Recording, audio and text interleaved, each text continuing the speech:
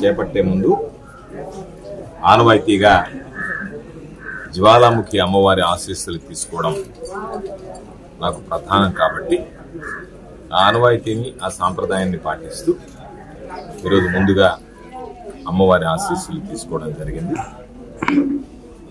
ప్రసిద్ధమైనటువంటి ప్రముఖ పుణ్యక్షేత్రంగా బాసలతో ఎంతో మహిమ కలిగినటువంటి జ్వాలాముఖి అమ్మవారు ఈరోజు ఈ ప్రాంత ప్రజలకు అందరికీ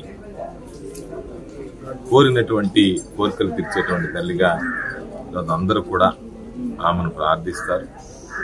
ఆమె ఆశీస్సుల కోసం ఇక్కడికి విచ్చేస్తారు.